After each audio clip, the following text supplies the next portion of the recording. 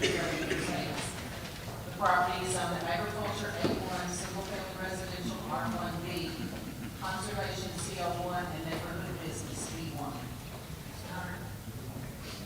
Oh, yes, let me go. There's a revised agenda that we see.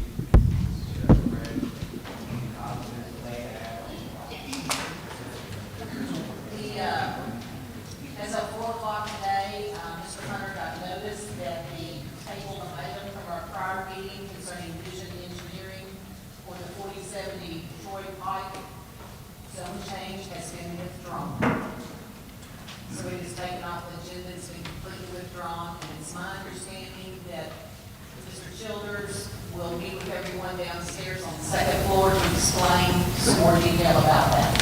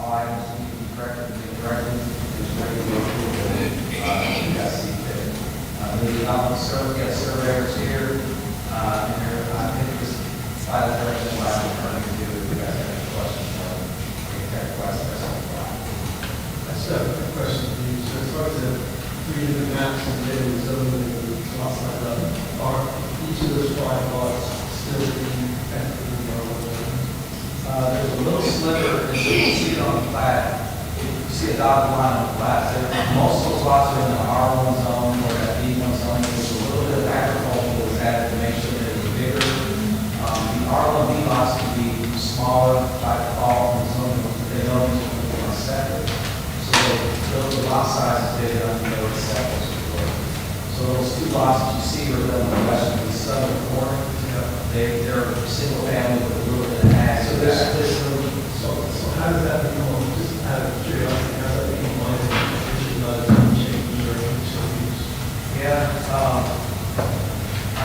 theory, there are only two lots involved. The ag is a non-conforming portion of the rules, except you're right, we could create an ag lot less than 30, but they add just a portion of it to give them under that second. So now that's the fault of the surveyors here. So I guess I get that. The question would be, if they build, if they can actually be building, The building have to be able to. the building has to be tied on the It's the title when they go back there. There's also been noted on the plat that that's a non-buildable area. That's a non-conforming portion of the lot. But they could cut right at the lot line. But they need septic. Yeah, they just want to make sure the septic can work and have a little road and have. What's this, that, and that, Yeah, I think it would be, that nature on the plat.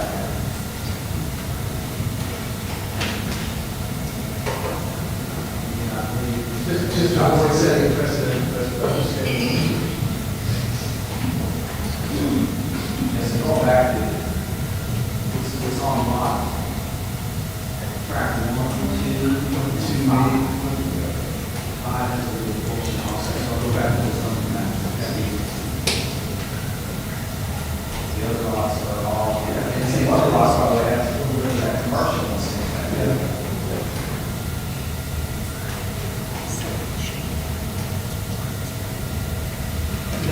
That makes sense. Yeah, I think we did that,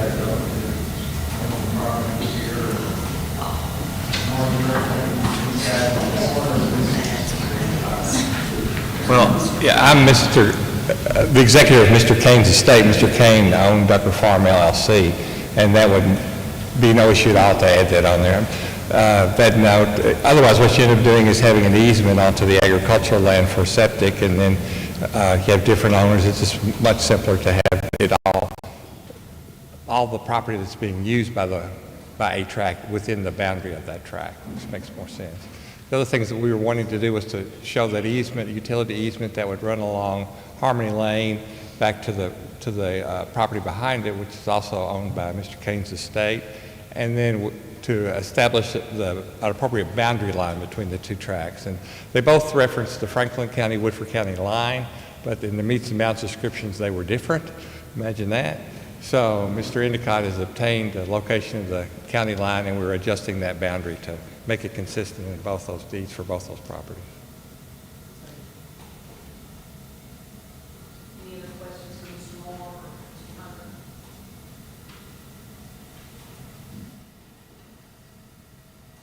Okay, hearing none, is he prepared to take action on this? I would accept the changes versus that on the rest. We have a motion to accept with the commission. Put it on the plan, second. I'll second. Any other discussion?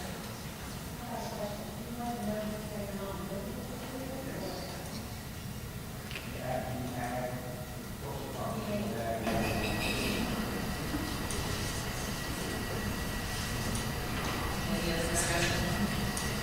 All in favor, signify by saying aye. Any opposed? The next item on the agenda is Nancy N. Miller, trustee, has applied for approval of subdivision. It's not a plat on a tract of land containing 0.504 acres, and that's located at 158A Elm Street in Versailles, and the property is number single-family residential R1B. There is a possibility, still 101, if the main address actually technically is address of 158A is referenced on the EPA lot, that property address coordinator today, and 101 is the actual address, and it's on the private packet. This lot is the existing lot of record on Elm Street on Hickory. This agreement is basically just adjusting the setback lines to conform with the zoning ordinance and make this a buildable lot. It's potentially buildable now with the plat, but it has a large setback on Elm Street that was probably historically that is not conforming with zoning requirements. So we're adjusting that setback on Elm Street and the world to match with the zoning law allows. It's on R1B, as you can see, there's the plat that's in your packet. By adjusting those setback lines to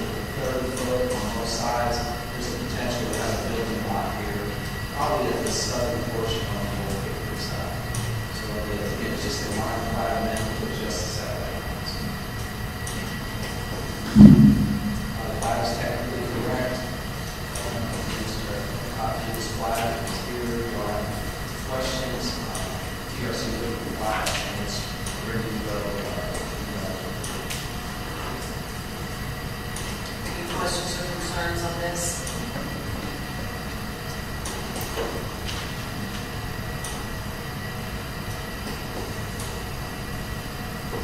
Hearing none, is anyone prepared to take action?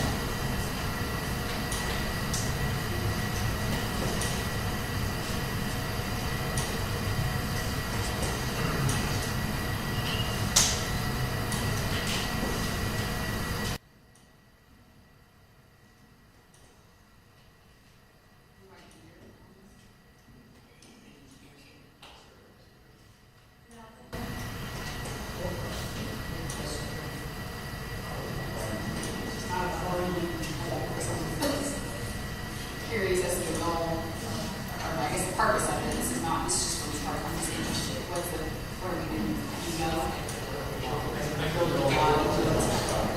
The way the setbacks are currently, there's this 80-foot on the it's 80-foot lot, and basically, you hardly make the setbacks for the house. It's a good sized lot, it's 22,000 square foot, single family lot, it's way bigger than the minimum size. The setbacks, from the story, almost situated house. It's running it's still that children build the full setback for the parking in the regular house. Any questions for me?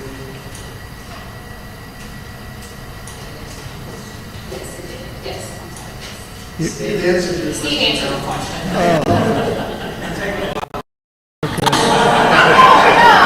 that is not wrong. Thank you.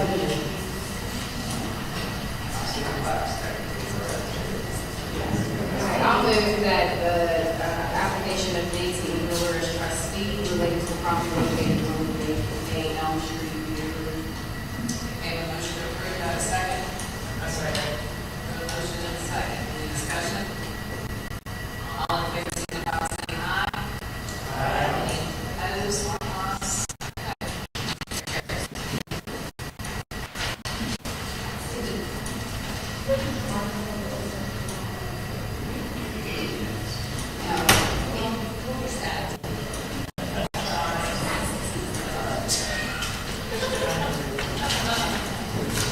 Okay, the next item on the agenda is Lane's Inn Farm LLC and Spring Rock Farm LLC have applied for an approval of a subdivision. It's a consolidation plat on tracts of land containing 152.390 acres and that's located at 1710 Midway Road and 691 Edmond Road in Versailles. Our property is under agriculture and This is a basic consolidation plat. This is two recreational farms.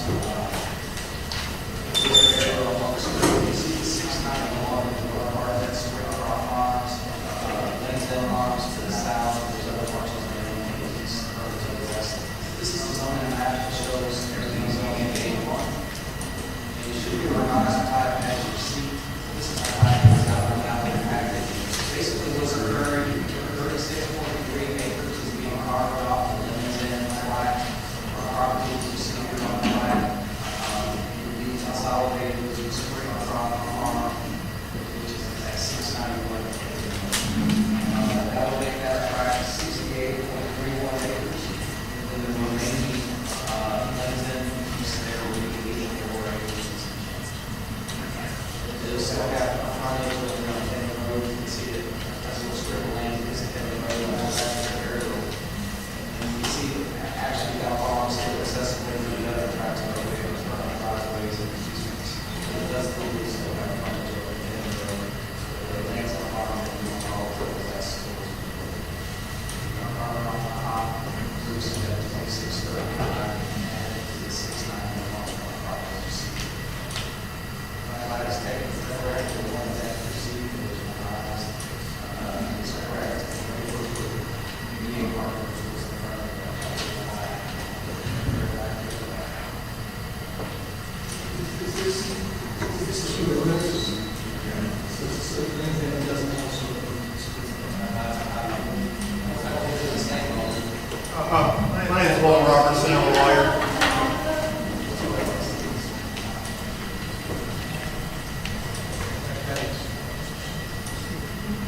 I'm Walt Robertson. I'm a lawyer. I represent Lane's End Farm and Springcroft Farm. They're owned by affiliates, so there's common ownership of the two entities, but they are in fact separate entities. They're separate LLCs, but they have common ownership. Correct. Thank you. Any other questions, concerns?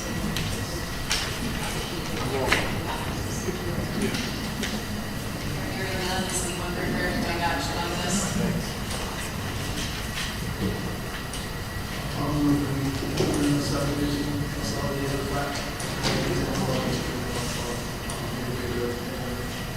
Have a motion to approve, have a second? A motion and a second, any discussion? All in favor, signify by saying aye. Any opposed? Motion carries.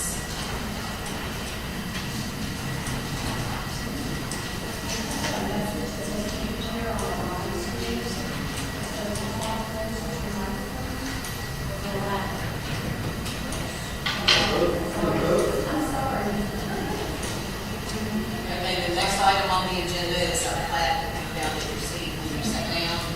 It's Small Homes LLC as a lot for approval of the subdivision. It's a major final plat for Roseland Estates on a tract of land containing 20 acres, and that's at 3079 Roseland Drive in Versailles. And the property is on single-family residential R1B. There's a on the screen, you can see the 37 track that's there on the north. It's adjacent to the school, east cemetery. This track was on several years ago, and is currently under construction as a major plat, including the road taken on water, sewer, storm sewers, road, etc. So this is a major subdivision section that's under construction. This is the zoning map, and again, this is right adjacent to the case that was just withdrawn. So we're just east of that property. You can see Main Street here on this shot to the west. So this is Rose Lawn, and the Rose Ridge is just south of there. The stuff in our property is just this subdivision annexed to the road to Wood, Apple Road. You can see some stub streets and go into that. This is a major plat for 28 lots. Our plat comes to the planning commission after a lot of due diligence has to occur with the construction, bonds, contracts, and so all the things are in place now to allow the plat to be recorded, which then allows the developer to start selling lots. So everything's in place on the city and due diligence items. This is just a final plat approval. It's already on the record review. I think it's going to be on the second.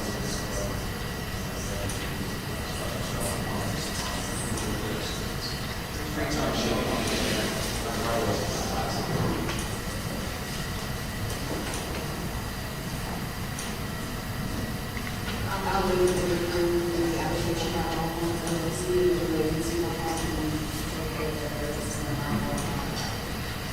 Okay, we have a motion to approve, by a second? Second. A motion is a second, any discussion? All in favor, signify by saying aye. Aye. Any opposed?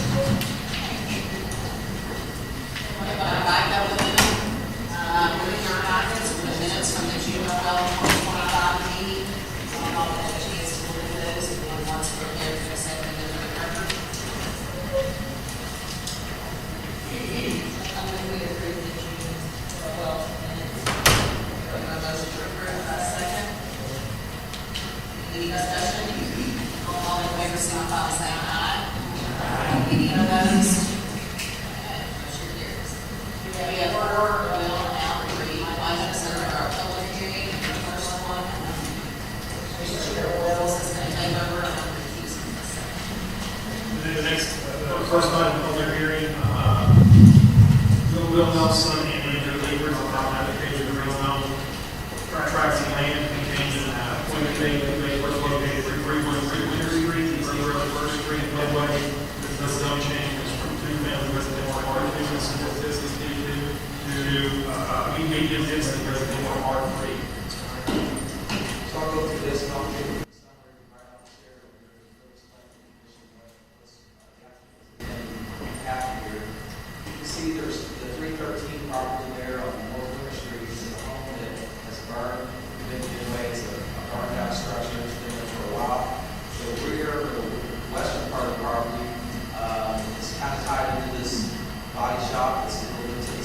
you see some junk cars sitting on that property. The property's under contract. The goal of the property owner is to build 2 homes on these properties, one on the North Winter Street side, one on the First Street side. The issue is the property is currently zoned. Here's a shot of the First Street side. This is what you look at as you're looking into the property. This is the side looking for North Winter. This is an old shop before the house burned. This is what the house looks like now. Again, it burned several months ago, or years ago, I'm not sure. And it's been sitting there boarded up. Again, this is what it did look like. So there was a house on the property. The zoning is R2, which is typically for single-family duplex. But the lots are small.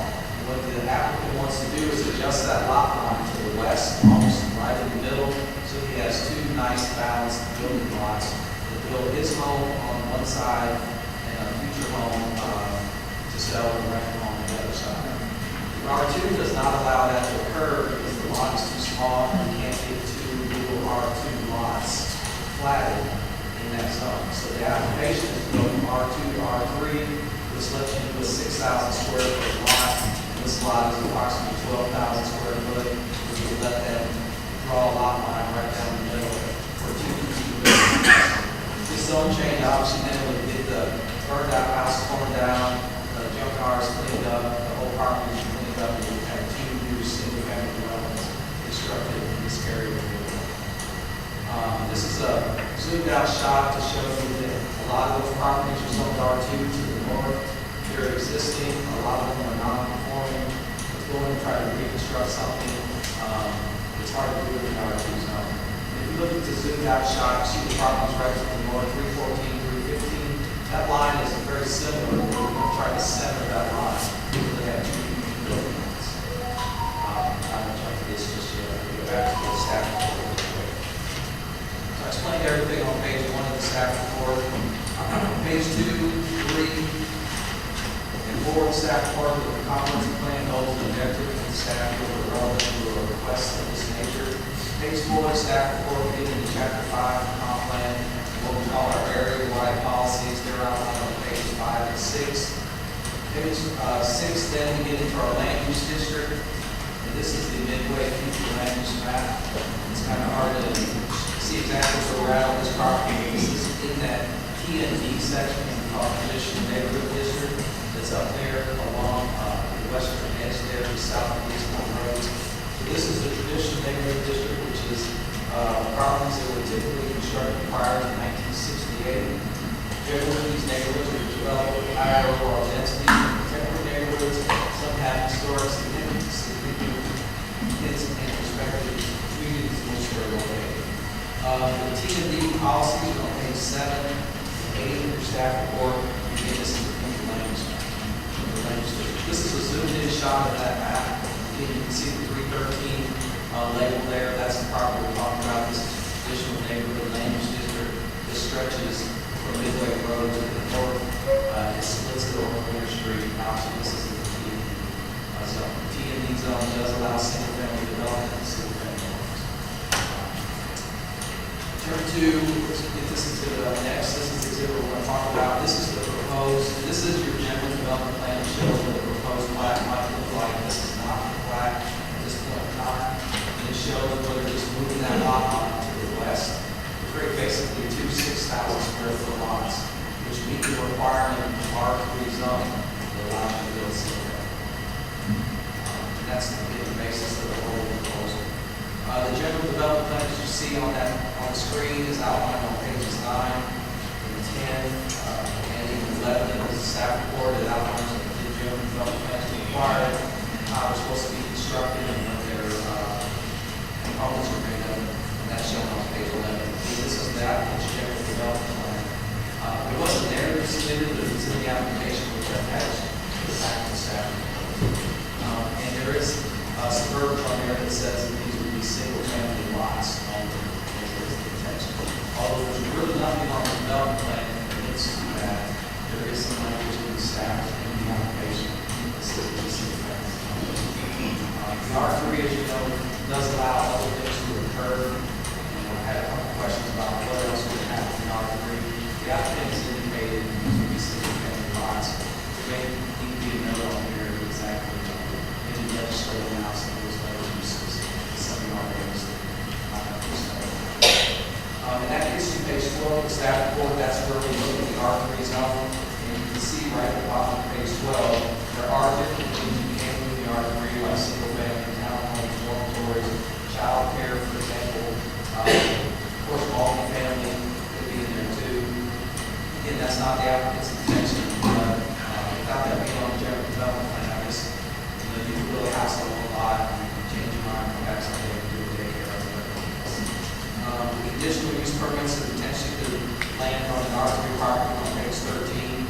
They're typically the ones in the R2 zone. They also include assisted living, bed and breakfast, and short-term rentals. And then the big part here is the chart that's on page 13 that basically brings out what R3 lots on the side. So again, the advantage of going from R2 to R3 is you can go down to the 6,000 square foot lot size, which is bigger than the house that was currently there to burn. And there's the ability to have two nice building lots between these two city streets. No other really items to go over. The zoning orders review items requirements are on page 15 and 16. Compares 100 outlines how we approve zone changes of our state law on page 7. The suggested motions up and down on page 18. Again, I attached the applicant's complete narrative there that you have on page 2 of his application. It's at the very end of your stuff. I'm glad to answer any questions. And in this case, there's Mr. Moore recommending an applicant in this case too. And I will distribute copies of this exhibit if you all have any technical questions about the general development. This is not a plat at this point in time. This is a general development plan. The zone change. If the zoning is granted, the applicant will bring a plat out. I'm glad to answer any questions you might have on this case.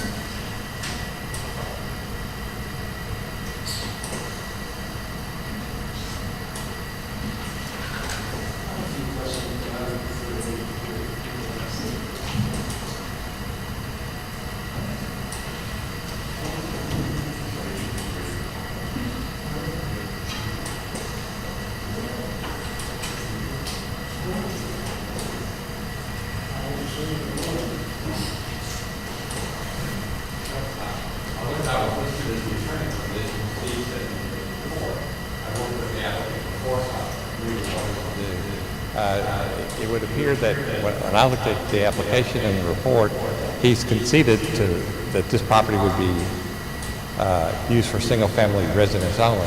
And I would suggest that you make a condition of the zone that it be used for that purpose only. And that should satisfy any questions about how it would be used in the future and be limited to that purpose. And it would seem like a boon for the community of Midway to clear up an eyesore and replace it with two nice-looking new residential homes, single-family. So. I forgot to mention that the applicant put Mr. Moore's name on the application that was supposed to. Yeah, but I talked about it several times.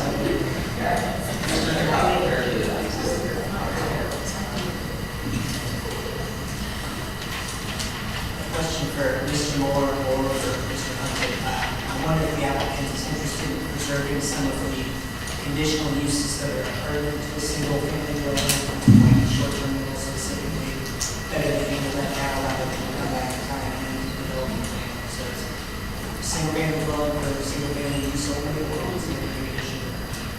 The only thing I know was the single family. I didn't know he could stipulate to anything on his behalf.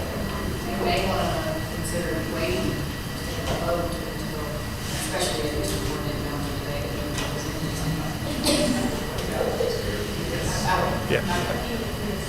Yeah, he can answer that question.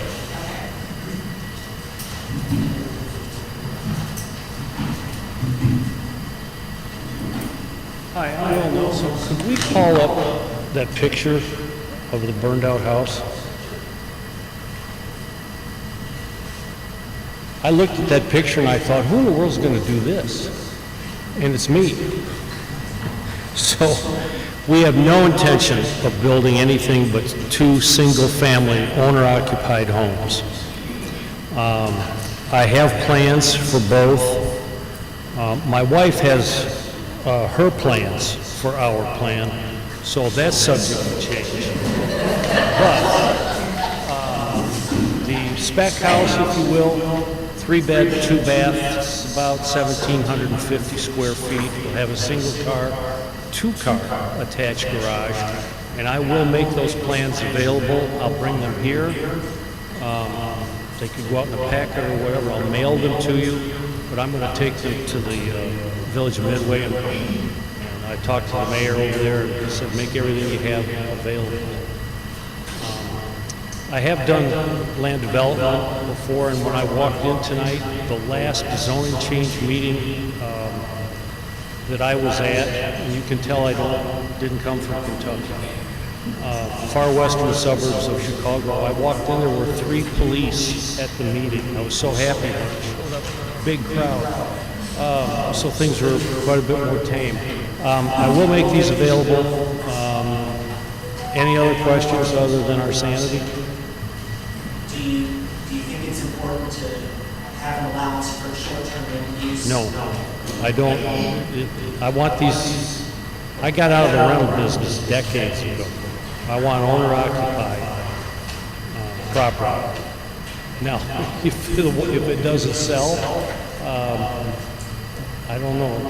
Are there enough soybean farmers here that I can fill it up? I'm not sure.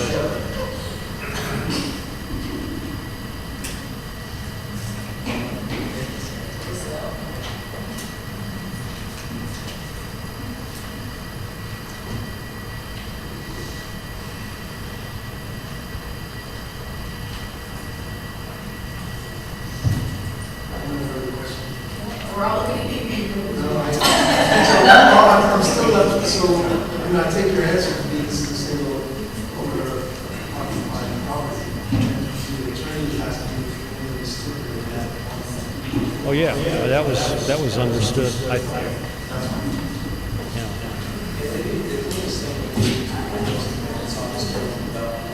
Okay.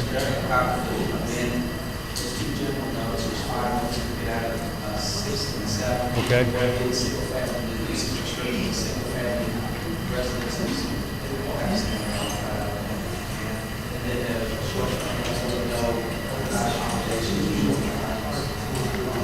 Okay. Right. Okay.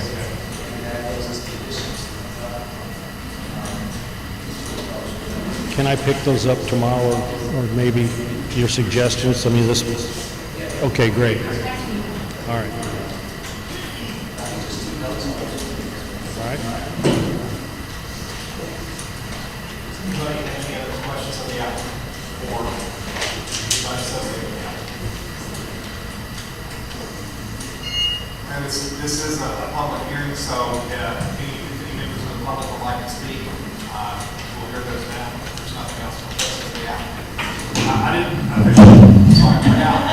I'm a little bit late to the game, but this public hearing, anybody speak tonight on this zone change application?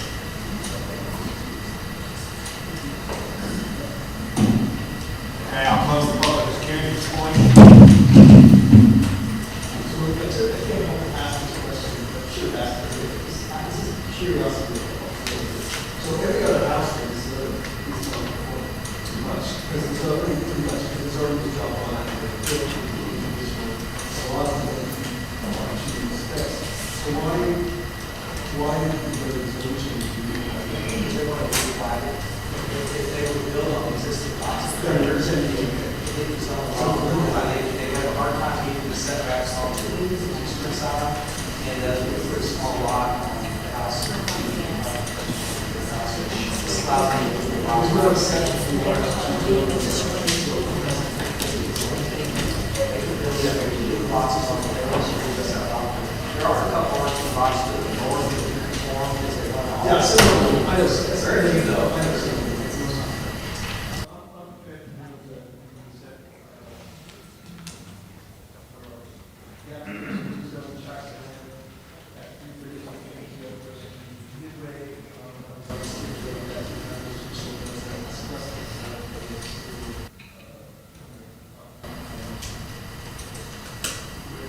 Motion on the table to approve this with the two conditions as discussed before, with two additional notes.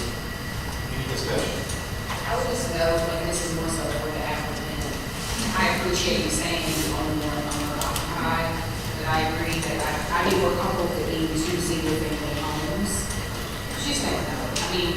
I think there are renters, just like there are folks who care to buy a home. Right. I think our goal is to make sure that you're not making this an Airbnb, right? No. So these two single-family homes, I don't feel like we need to overreach to the extent that we say you have to sell it, when it's two single-family homes. Right. Yeah. To your point, that's almost like rental. Somebody comes in for a UK football game, and a lot of drywall leaves with them. I don't want to expose us to that. I just don't want to circumvent your right to rent it out if you're unable to sell it. Okay. So I feel like that's what we should do. Yeah. Commissioner said we could say single-family dwellings and no short-term rentals. Yes, Okay, that would be, yeah. Because I've had some of the nicest vacant units in the western suburbs of Chicago for a lot longer than we wanted them. If you see my wife smiling, she's not.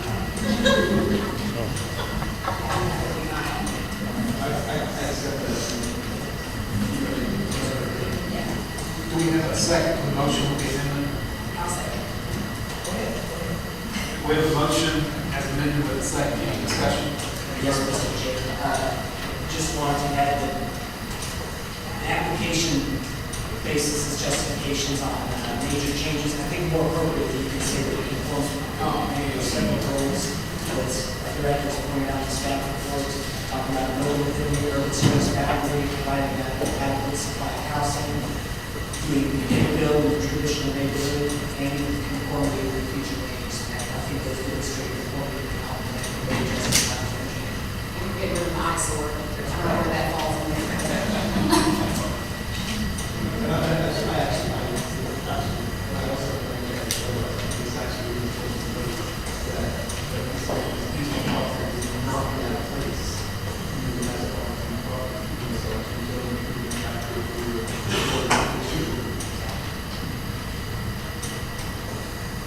There's no further discussion. We'll vote. All in favor of Mr. Child's motion as amended to approve this zone change, say aye. Aye. All opposed? Motion carries.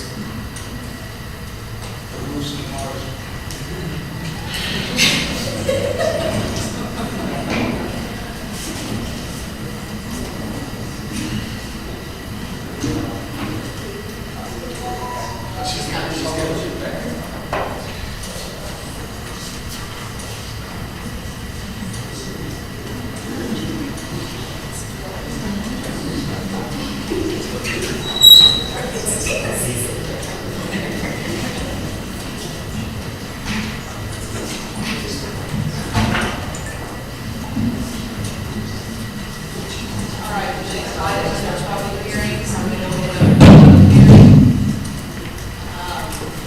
Walter Shaw has filed an application to resell the property on a tract of land containing 184.665 acres, and that's located at 2705 Scotts Ferry East. The requested zone change is from agriculture A2 to rural residential and residual farmland RR. The aerials up on the screen, everyone can see it good.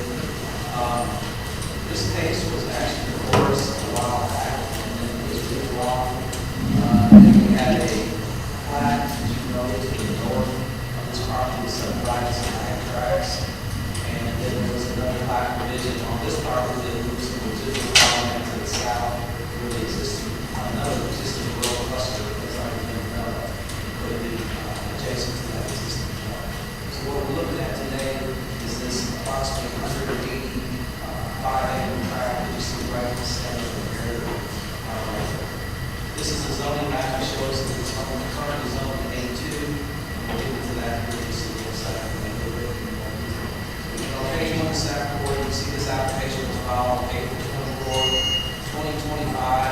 It did not get to you until now because of technical issues related to the development plan that had to get resolved. What was filed in April was kind of semi-incomplete until we got the development plan finalized here recently. Your applicant is Mr. Shaw, 2705 Scotts Ferry Road, east is his address. And you can see this property appears to look like it's landlocked, but it actually has access through Scotts Ferry, the other tracks, which is there also an existing easement to the west, to this property, the farm is currently on the western part of the farm.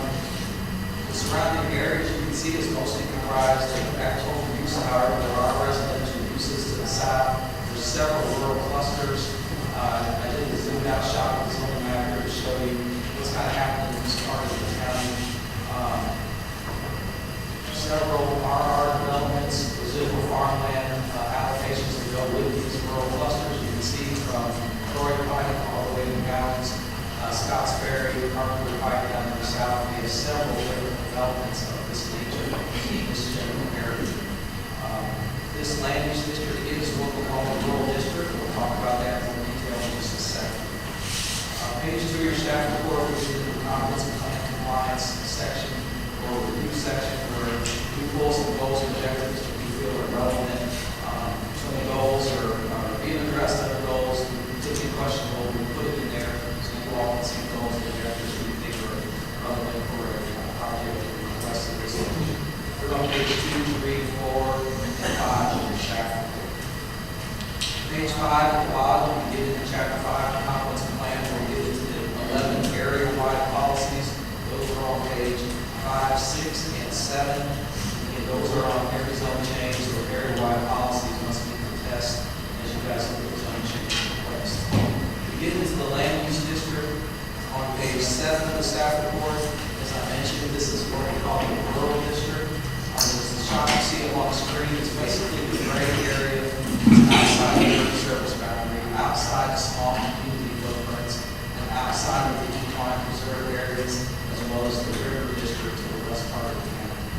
And that's what it says there in that first part of the paragraph. So everything, the balance of the county is what we call a rural area. And at the bottom paragraph, that you see on page 7 there, in the middle of the bottom, second paragraph, it talks that the use of the lands in the rural district should be primarily reserved for agricultural operations, open space, agricultural tourism activities, and limited low-density residential, including new family conveyances, in order to support the county's agricultural economy, rural landscape, and rural cultural area. So again, the rural district is eligible for these type of zone changes as long as all the policies can be met, as well as the challenges with transportation and things of that nature. That leads right into pages 8 and 9 of the staff report, which are the specific policies for the rural district. The general policies are on page 8, and the infrastructure-related policies are on page 9. This is the zoomed-in shot of the rural area. You can see the property in the red kind of shade there, the relationship. You can see the urban service boundary, the West Parkway on the south side of Versailles, and then you can see everything's the rural area as we get south of the U.S. Parkway. Until you get to that small community footprint, you can see the one to the south. The property we're talking about, the 184 acres is a change, is in that red shaded area. Page 10 of your staff report, we've already talked about it a couple of times. This is where we talk about the zoning limits and the application requirements that are outlined in section 409.3. The demonstration of appropriateness that the applicant has to make when making such a request is outlined on page 10, top of page 11. The requirement for a development plan is outlined in item B on page 11, and specifically the development plan, the intent of the development plans as well as the requirements that they have to meet is outlined on pages 11 and 12 of the staff report. This is the applicant's general development plan. There's a lot going on here, so you just need to look at it in a second. The reason why there's a lot happening here is a lot of notes that the applicant has made. There's a statement of intent for site statistics down in the left corner, the purpose statement down there at the bottom. But I think what's interesting to note is you can see the layout of proposed lots in this rural cluster development, and you can see the proposed road will actually move to the north of Scotts Ferry east through those patio tracks that were planted a few months back. So there's no proposed access to the west of the property, east of the property, south of the property. The proposed new subdivision street will go, as you can see, meander through the property, go out to the north of Scotts Ferry Road. The proposed 14 residential lots, and then the balance of this, a big balance of this, again, it's not shaded, but the residual farmland, as you can see, is to the west of the subdivision west of the pond. So you gotta look at the site statistics here, and you can see the lot size, and a little hard to see, but then you can see the residual farmland's approximately 80 acres. It would be for this 14 lots. So again, this is the general development plan, it shows kind of the conceptual layout of this farm. The portion of this farm will remain agriculture or AT. This is a zoomed-in shot of the road, conceptual shot of how the road would be in. Through the, you look at the north arrow right there, the right corner, you can see what kind of turn side it is. This is where the road would be, those adjacent tracks to the north, that were platted and built in 68 increments, and there's already an existing easement to serve those tracks. The road would be sort of following that easement. There would actually be a formal road built to county road specs that would be developed to serve the subdivision. And the access would come out of Scotts Ferry Road east, existing driveway, which is right here on the next shot. So this is the driveway that comes off Scott Ferry east. It serves, it's actually technically its address for the property that's to the south, but it also is the way all the farm is accessed on that part of the farm. So this is where the street would meander in, kind of on the hillside that you see there, and land on that other piece of property, the real cluster subdivision. I'll leave this up, I won't get into this exhibit, the applicant submitted this, there is a theme here. Polo Run subdivision is to the east, and then this development here, it's being proposed, as well as those ag tracts. The red dash line is proposed equestrian trails. There's a joint equestrian facility that's being proposed that would serve these lots to the east, and also the tie-in with the Polo Run development. As these become developed, two rural clusters would be a shared common space, equestrian green, and ability to ride trails and that nature across both properties. And the balance of this farm would stay as well. So I'll let the applicant talk more about the vision there of that. And this is a part of the development plan that we can talk about here in a minute. So let me leave it here with this and finish off the staff report and look at the applicant. What's happening in this case. Look at page 14. The applicant did turn in a very detailed narrative to go with the general development plan. That's outlined in page 14, 15, 16, 17, and 8. The applicant, their legal counsel will explain kind of what they're attempting to do with this development. There's also additional information on pages 19, 20, and 21 to sort of go into this equestrian village concept that the applicant is proposing, like just described on various farms. So there's a little bit of narrative there on pages 20 and 21. Look at page 22. Back up to the zoning ordinance real quick. Page 22, where the zoning ordinance reference section that relates to both the agriculture A2 part of the zoning ordinance and on page 23, the rural residential cluster development language.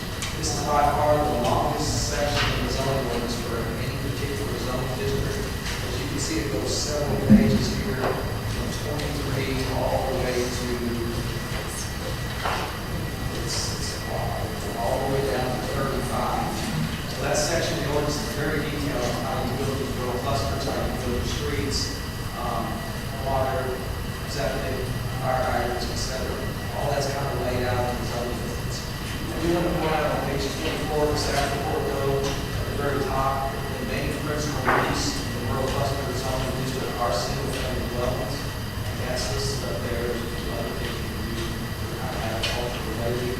A lot of the page layout and the lot sizes. These lots have to be just 1 acre in size. They can be bigger. They have to be 50-foot wide and building line. And there's the development standards for these kind of what would be the rural cluster lot portion. Turn to page 31 of the staff report. This is how these lots are allocated. I'll go back to the shop. The permitted development, to be eligible for a rural cluster, you first have to be in the rural area as shown on the comp plan. And then the zoning ordinance says any farm that's A2 or shown in the rural area is eligible for a rural cluster based on this 19 scale, it allocates how many lots you can create in those little clusters. This one's obviously over 100 acres. You can see if you cut things off a current road, you can only do 10, if you're building a new street, you do over 15, if you're proposing 14. So this is how the allocation works, both for rural clusters as well as independent conveyances. This is the sliding scale we use in those scenarios. Page 32, the fourth part I want to point out, it's the third bullet on page 32. As you know, there's rural clusters for every 1 acre in some rural residential. 4 acres has to be designated residual farmland. It is forever. It's a non-building area. It can be used for agricultural purposes. It basically is permanent open space. It's interesting to know that I want to point out there's a lot of confusion sometimes. When people see the residual farmland, they assume it's ag underneath it or it's A2. When you look at that paragraph, it's the third bullet. It clearly says at the time of a rezoning amendment was requested for every proposed rural residential lot. It talks about 8 and 20. But it says, and the residual farmland so designated shall also be zoned to rural residential. So what happens here is you're technically zoning everything to rural residential. Some is the building lot and some is the residual farmland. This isn't an overlay district, this is not the residual farmland, it's a rural residential zone. It's just designated residual. It's not A2 underneath it, you see these others, it's not agriculture, this is good for using that. You're technically zoning everything that's either residual or RR. Some end up being in yellow on the map, on the lots, and the shaded color is the middle of the area. It has been zoned, but it's now restricted. The agricultural structure, the no minimum system controls or it's a we'll point that out on page 32. I'll skip through the rest of those sections in that part of the ordinance. And then on page 36 and 37 is again how we make our findings, make our motions. The state law was unchanged request of law. I won't go into details on that. We're trying to walk through that if you guys get to the point of the motion. Again, there's two better motions on page 39. But to approve or deny, obviously we have to be subject to findings. And we're going to get findings to go, so we have to get to that point. And here it is. So again, I'll put up the development plan on the screen. We've got some other slides that may come up that I prepared. If you all ask me questions, I have some other slides questions related to some past history issues on this project. The applicants here, the legal counsel, I'll do a survey this year, who's here.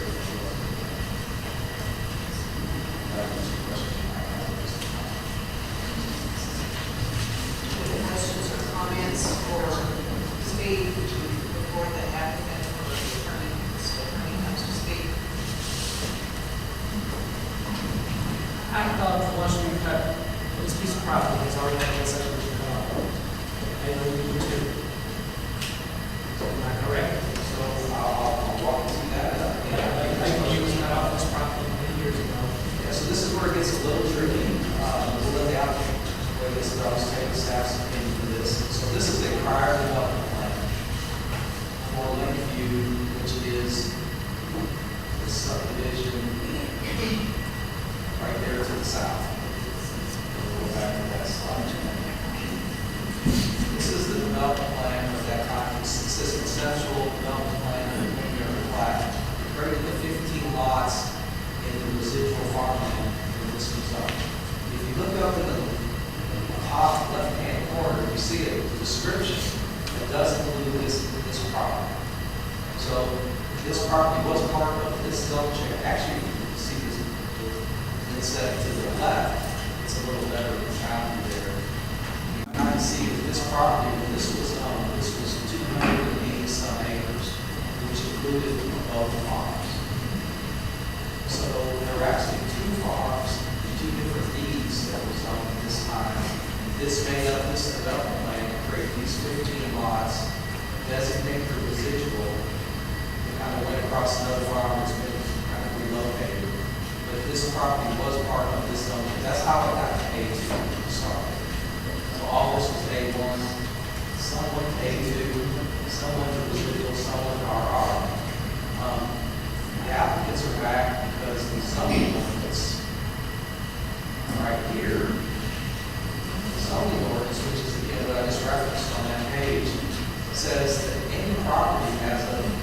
July 16, 1990 is eligible based on the size. So any standalone parcel is eligible. Now, they brought 2 parcels in at that time in zoning. And they did 15 lots. The zoning ordinance says any parcel is eligible as long as they're over 15 acres. I'll let them tell you why they think this project is eligible under the zoning ordinance. There is some question, is it eligible under the development plan?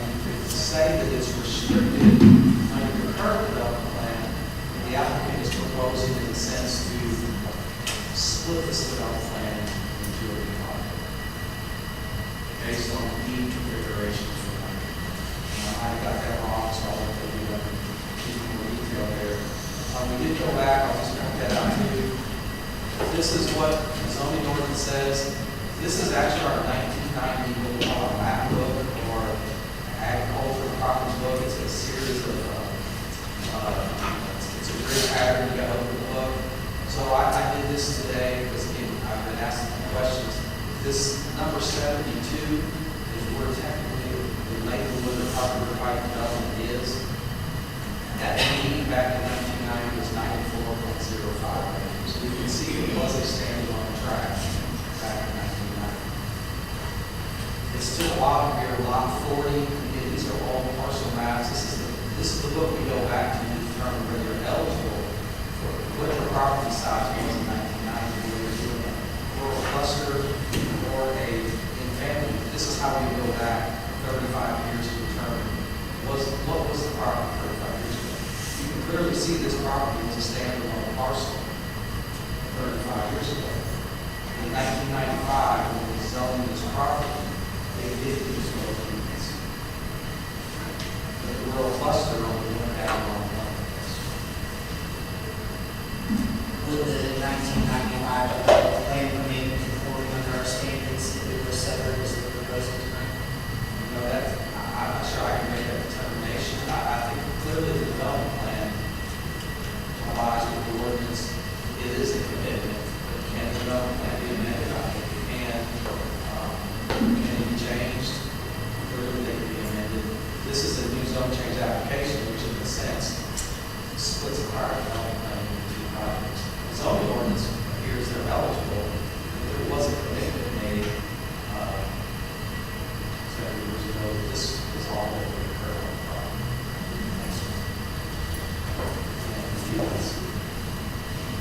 And the applicant may differ with you on some of that, but that's all the information we have in our office now. At this point in time. So I'll go back to their development plan.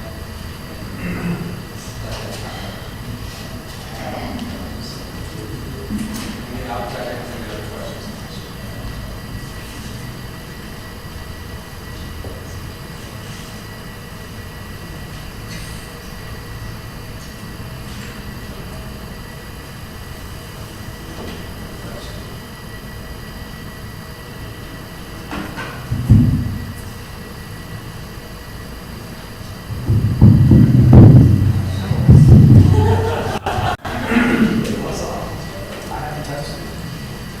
Any other questions or concerns for Mr. Hunter before the applicant comes forward? So, in, was it 95, when we did that? So we had 2 separate deeded pieces of property, is that correct? That's what it appears. So, when we took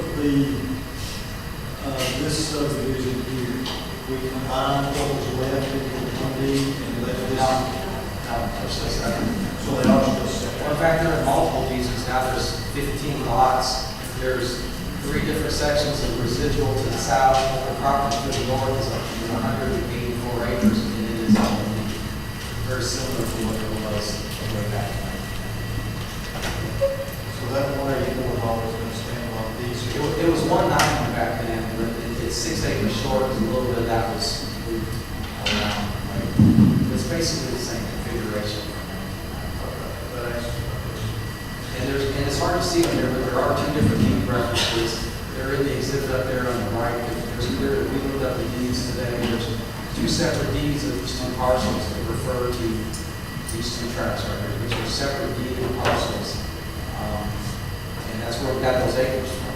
9405 is in that emergency meeting on that track 72, 19008, which is about 5 acres and some change is different because there's been a little bit of change on that through a replat, but those go back to the 1990s. And they were both just brought into the zone change request. I guess at that point, the applicant just made that decision to rezone all that at one time. Probably because some of the residual was allocated to them.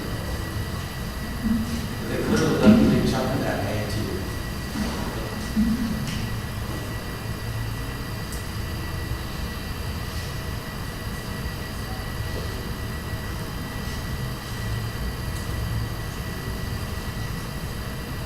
Any questions?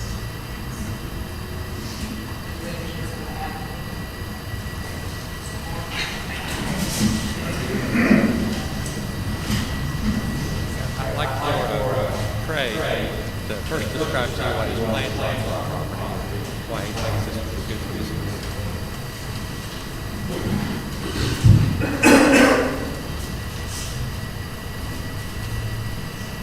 My name's Trey Shaw.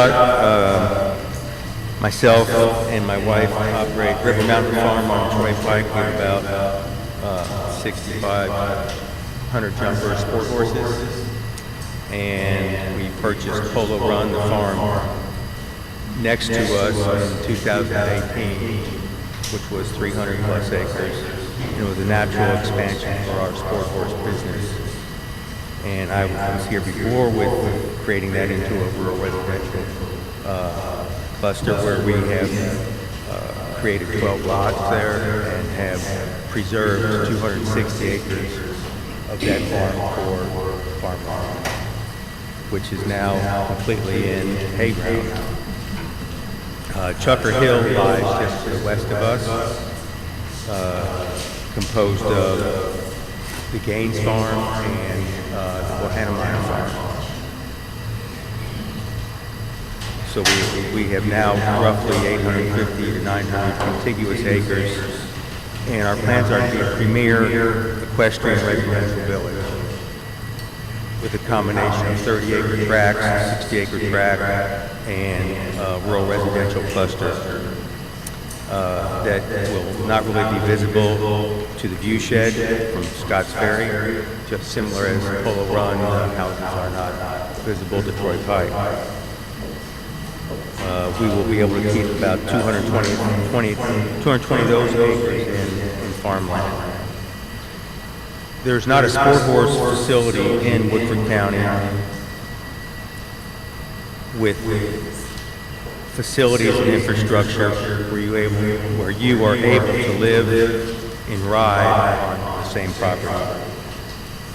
Through the sharing of the acres between 3 farms, equestrian families will experience an equestrian lifestyle option where one person does not have to buy 100 acres or 60 acres and build their own fences, build their own barns, build their own riding arenas, and perform all the maintenance that's required of our own farm. This is obviously a new concept in Woodford County, but it's very common across the United States, New York, Aiken, South Carolina, Wellington, Florida, Ocala, Florida, Sarasota, Florida. There are several examples here in Kentucky, Prospect, Kentucky outside Louisville, in Simpsonville, and in Finchville, where there's shared barns, shared arenas, and shared equestrian trails, and operated by an HOA of that property. My concept is to build a first-class equestrian facility where people can live, play, train, and ride on the same property without having to make their own initial huge investment to have their own farm. It allows those people freedom to come and go as they please and not have to be tied down 24/7 to take care of their 2 or 3 or 4 horses. There will be a Chucker Hill HOA which will operate and manage the day-to-day care and maintenance of the facility, allowing the horses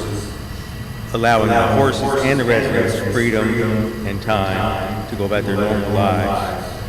The concept of shared labor, equipment, maintenance, and horse care in your own backyard is in demand throughout the sport horse industry. Chucker Hill will be the first of its kind in Woodford County and will preserve farmland for future generations.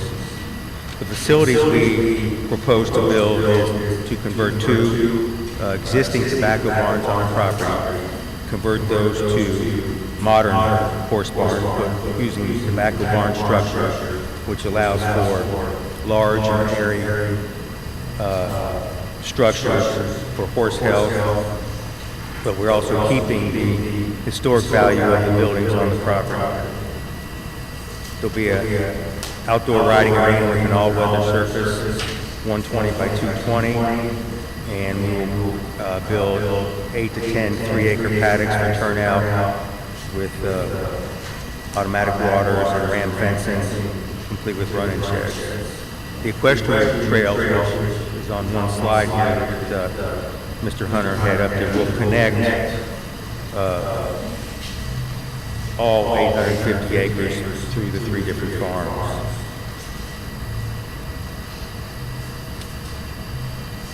I think in summary, our goal is to maintain the rural and scenic qualities of Woodford County by preserving farmland and significant open lands. Chucker Hill will provide controlled residential growth beyond the limits of the urban service district of Woodford County, while maintaining the viability of existing Woodford County equine and agriculture activities.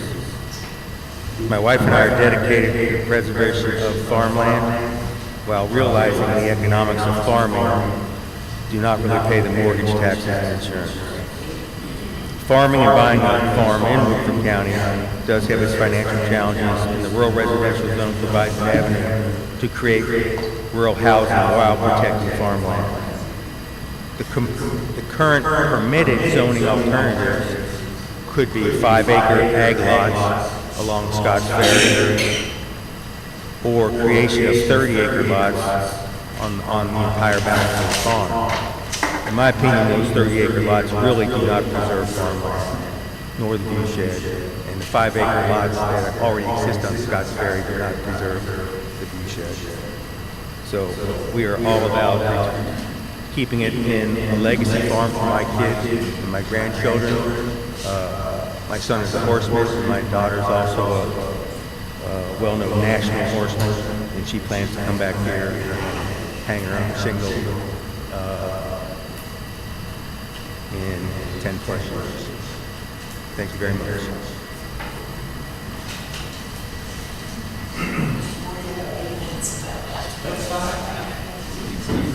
I think we would all agree this is a great project for Woodford County. The question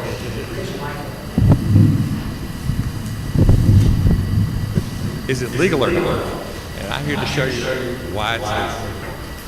Steve was going over the ordinance a minute ago that Section 70311 described how tracts could be broken into smaller tracts for purposes of the rural residential development.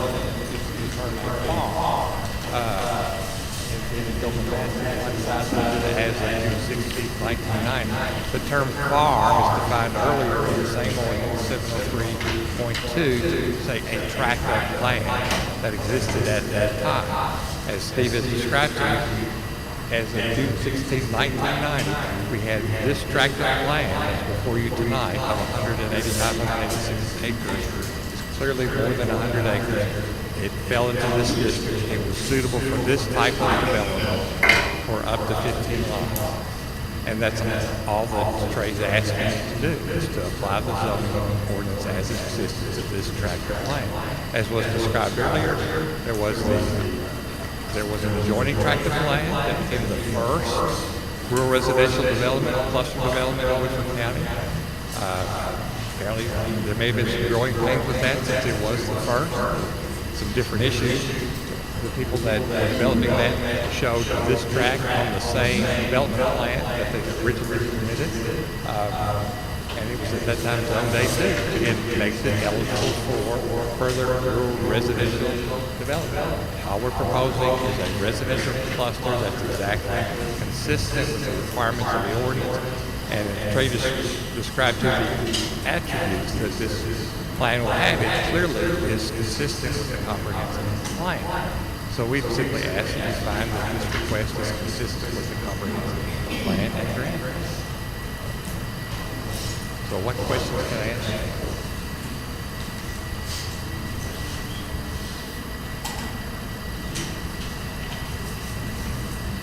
Questions for Mr. Moore? I think I'd like to ask you the same question I asked Mr. Hunter, which is that with this being 184-acre rural residential subdivision, will the previously existing 1995 developed subdivision still be conforming?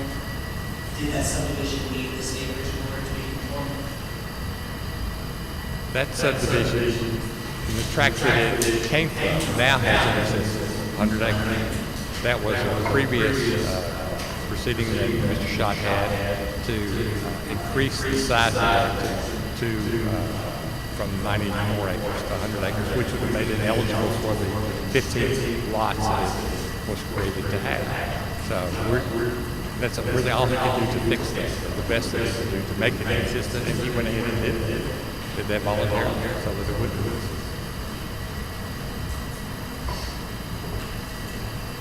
Well, that's the part that's confusing to us, or to me, because the 1990 map showed that parcel at that time of just 90. It did. It wasn't 100 acres. It did. And so I'm making the assumption that to get the 15 lots, they needed that other 180-acre tract. Was this had they done it just on this tract, they would have been eligible for 7 lots. Yet there's 15 out there. So I'm assuming that they did have to borrow some of the acreage from the northern tract here, as well as they use as an opportunity to plat the residual to the north. But this tract was 190, and based on those deeds that we looked at, and I can't tell you 100% this exhibit, it's just the book we have, but it was only 94. First, the planning commission didn't do that.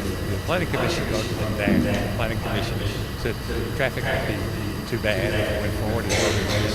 It went to the fiscal court, and the fiscal court adopted whatever findings were adopted in order to allow the 15 lots on the 90 plus acre tract.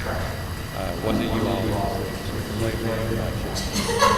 So do we have record, fiscal court approved this piece of 94 acres and brought up 4 plus some of the other traffic? They use this exhibit right here, which was 280 something. And that's the exhibit that you Yeah. So if I put this in slightly different way, it's not something like X amount of land was pledged in order to get development as part of the deal. Let's get the striking radius, let's get the residual on that farm. Well, that would work if you could say, if you had 2 tracks, it would take so many units from this track and put them onto this track and transfer them back and forth. But the ordinance doesn't let you do that. But now you're coming back and saying, well, sorry, on the last one, you pledged too much. There was something like that. The ordinance is very clear. It says a track as of that point in time has so many units available to it. And as you know, through in-family conveyances and other things that you can do, every conveyance subtracts off of that for that track. You can't move units from one track to another track. Your ordinance does not permit you to do that. What Mr. Schott's wanting to do now is simply come in and say, this is the track that existed then. It had this many rights, the 15 units.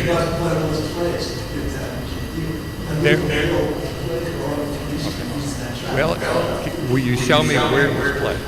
That's what I'm asking. There's no documentation that anything was ever pledged for anything. There's no documentation that there would be no further development of the larger tract. There was nothing pledged. Well, I'll say, it's hard to see, but on the site statistics, third line from the bottom says 15, number of maximum lots 15. For this entire property, it says 15. And that residual was placed on that. That is what it is again.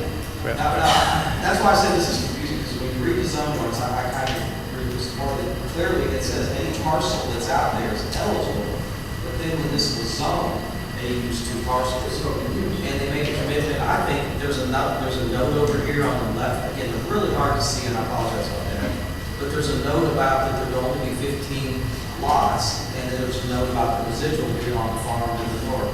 So clearly this became one development plan over 2 parcels, but they are 2 parcels based on 19. They are. And Mr. Schott presented to you with his statement as to why he thinks that was incorrect, that was a mistake at that time.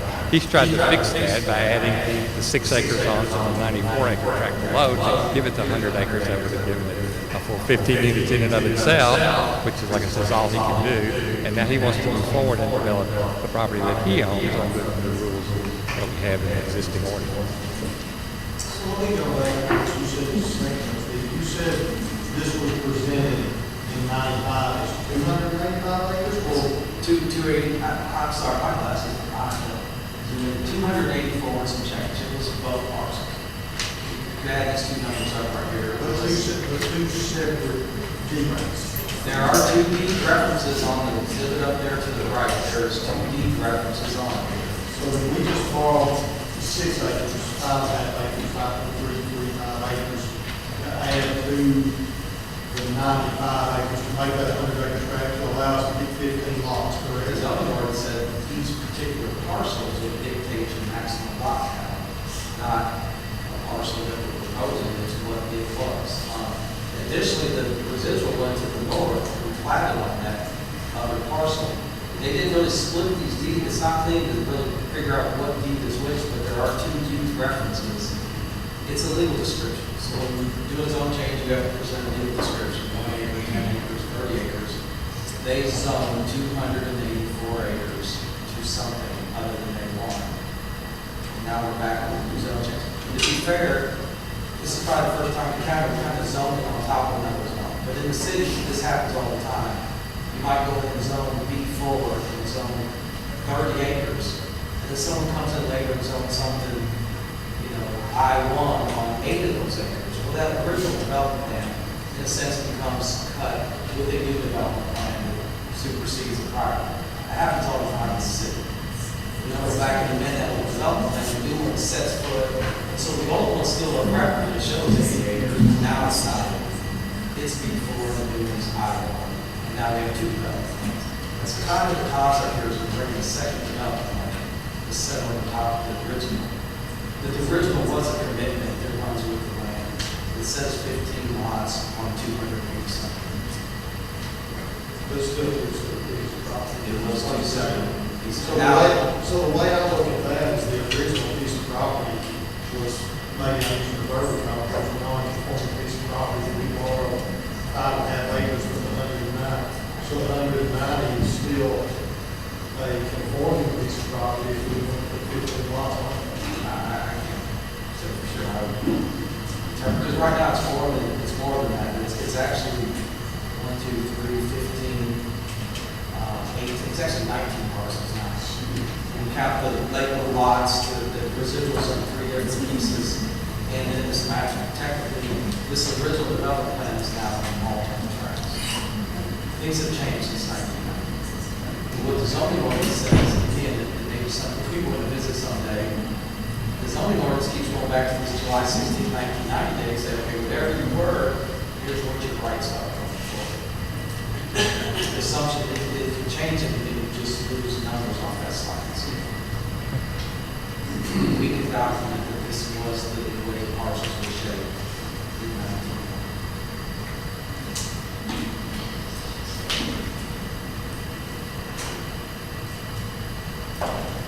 Discuss this in terms of a commitment a commitment to a certain number of rights, and Commissioner Shine used the language of having a pledge to the agent parcel in order to get those rights on the previous farm. If they had indeed been pledged, wouldn't the zoning matter reflect that this parcel is already rural residential?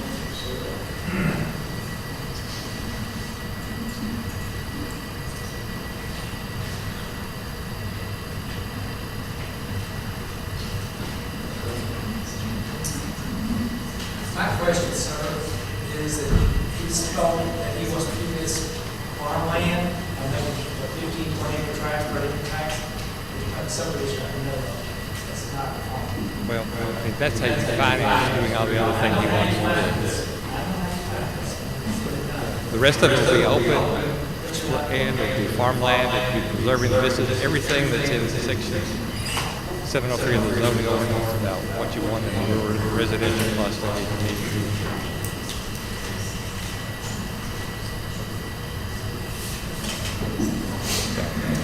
And with the designation of rural residual farmland, nothing else can ever be done. No other homes can be built out there. All the rights to build homes will be used up. Nobody will come back before you today like I am saying, oh, there's something that was left on the table and now it's time to address it. It'll be all used up. That'll be it. Any other questions before we come and speak?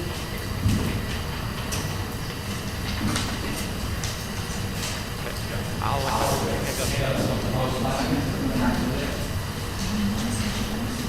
I have a list of 8 names on here. The first one is Mr. Stubler.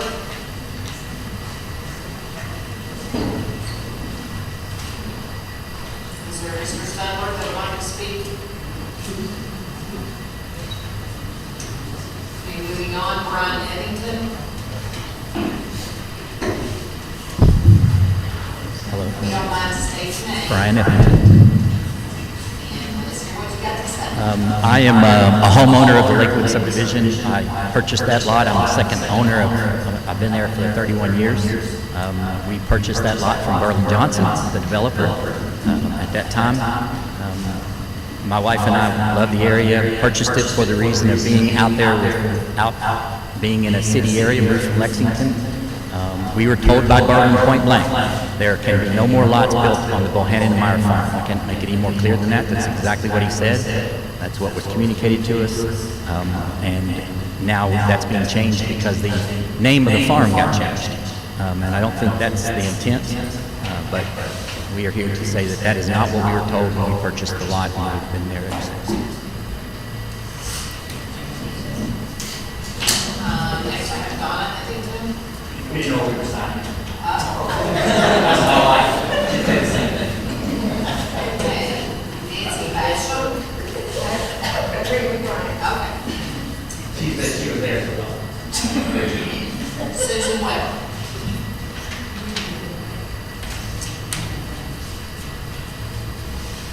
Susie Weber. I live at 2650 Scottsbury Road East. And we did this zoning issue last summer, and here we are again. To me, nothing has changed. Your points are all well taken about the Lakeview subdivision being deeded off and no more properties built. But I have a little bit of a different problem in that Mr. Schott has added to this application for the zone change, and I quote, access to 2705 Scottsbury Road East will be for farm and hay equipment and emergency vehicles. Well, that's my driveway, and it belongs to my husband and I and my 3 neighbors.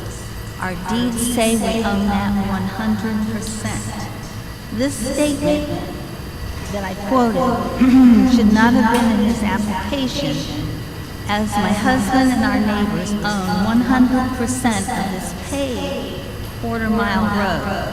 The statement should be removed from the application. It's a ploy to gain access. Yes, the former tenant and owner used this road because the farm was landlocked. This is no longer the case, and Mr. Schott has at least 2 other options. And you've already talked about the road being built and showed pictures. This access he refers to is a nicely paved private road owned and maintained by my 3 neighbors and my husband and I. We don't want it torn up with large farm equipment. Mr. Schott indicated to me that he had a perpetual easement. And certainly this would not rule over our deeds of ownership of private land. Additionally, and if this zoning change is approved, there will be trucks with horse trailers using our road, even though they're not supposed to, and it would be a shorter route for them. We don't want to be in a position of policing the road. To obtain this zoning change, Mr. Schott should be willing to use his other entrances and put an electric gate where his road begins and ours ends.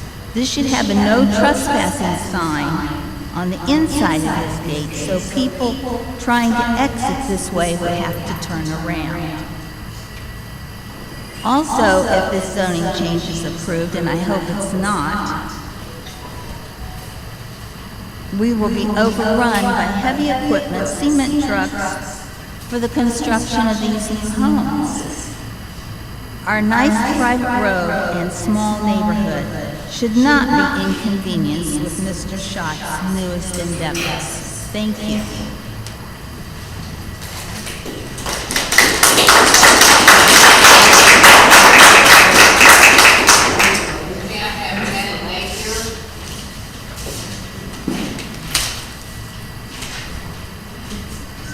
I'm Janet Napier, I'm 2699 Scottsville, and I also live on this private road.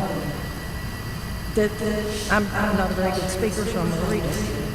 I live on the lane Mr. Schott wants to use as an entrance to his farm for farm equipment, which means tractors, hay equipment, which were up there 2 days ago, huge trucks, horse trailers, construction traffic, and other large equipment that he does not want to bring that equipment up the road he's proposing to build his houses. I would like to just give a rundown of the property on the lane. I was the first person to build on the lane. At that time, all the property on the property, there was only one big farm. It was divided according to zoning rules, the 80-20. And I will point out that they were told the Myers farm had already been divided. We were told that. And could not be divided again. We were told that. At the time, there was nothing there but woods and a very narrow gravel dirt road. At that time, the other people built their houses. We all agreed to go together and have the road paved at our expense, and it was not cheap. During this time, when Phil Myers owned the property, he did use the lane, as that was his only access to the property. His land was landlocked. Now the farms that Mr. Schott bought is not landlocked, since he has already got a road extending through the Gaines farm and connecting to the Myers farm. There is no reason he needs to use our lane just because it might be a couple minutes closer. Now Mr. Schott wants to use our lane that we paid for. First of all, the lane is very narrow. If you meet a car, it either has to back up or drive through our yard. And can you imagine what our yard looked like with concrete trucks and horse trailers? So we all bought this property because it was secluded and a dead end. Our kids and now grandkids and pets could run free without getting run over. I do realize that we're just simple people, and I know Mr. Schott is powerful and has attorneys at his disposal. But what gives him the right to destroy our property?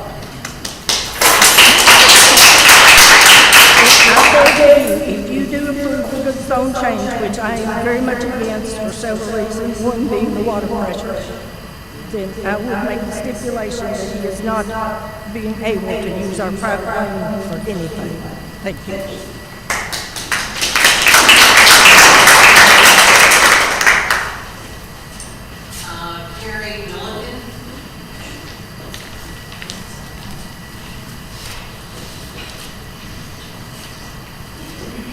Hi, Carrie Milligan. I don't live in their immediate neighborhood. I'm more indirectly affected. I'm on Ford's Mill Road.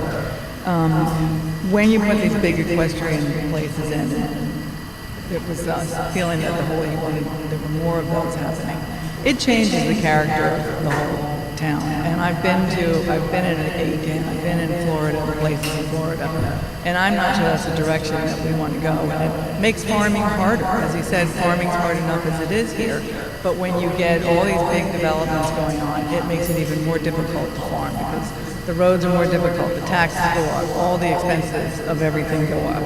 If that surrounding 100 plus acres, I don't know exactly, was been in conservation, I might believe that it wouldn't, all the rest of it wouldn't get developed. But it's something that really needs to be seriously thought about, how it changes the character of the place. And the horse trailers, all the people and the big houses and all that.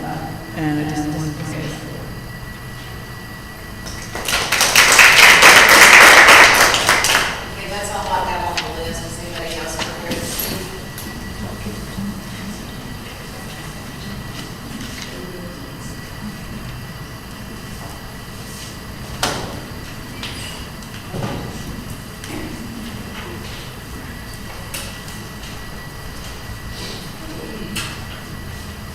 My name is Kim Blackie, and I'm here with two of my daughters and my husband. And I think the one thing that strikes me most importantly is that this proposal does not comply with the comprehensive plan for agricultural use. And I'm going to quote that it says, "We are to protect and promote the county's agricultural economy and character."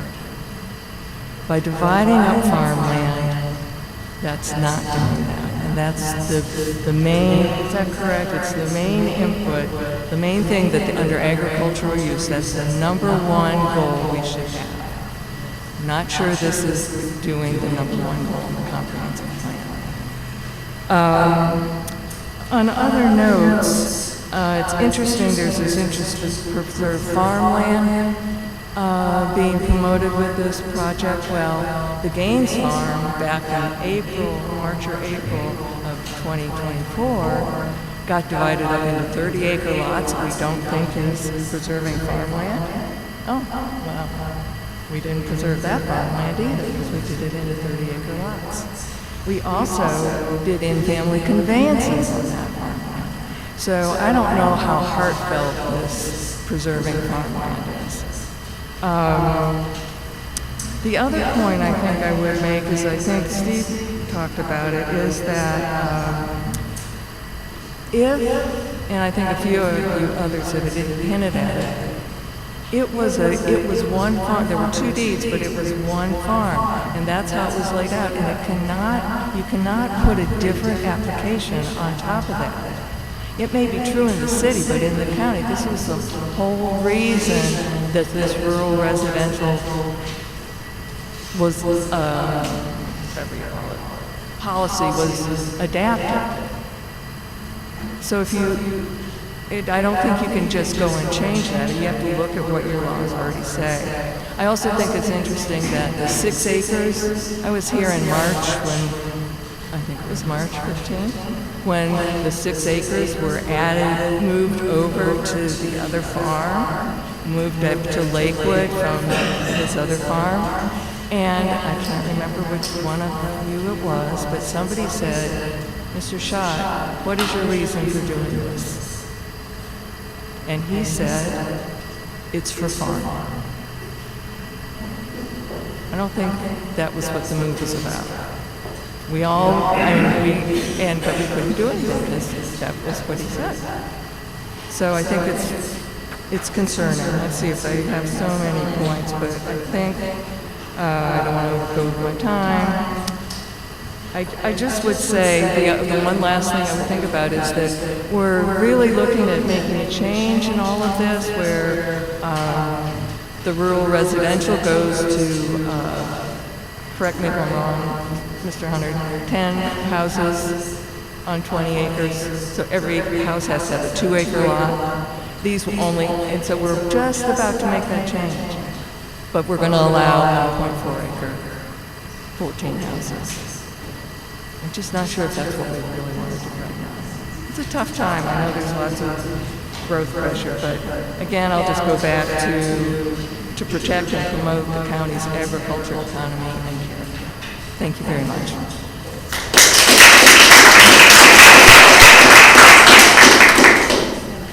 Is anyone else prepared to speak?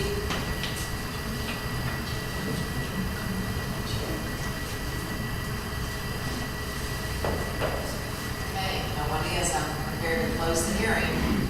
It's your last chance.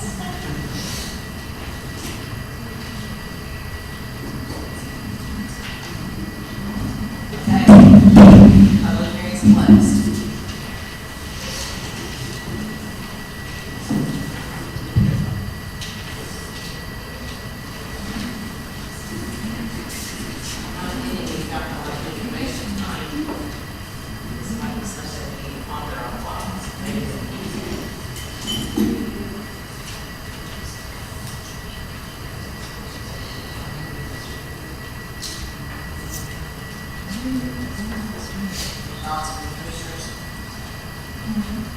Make a motion to settle this.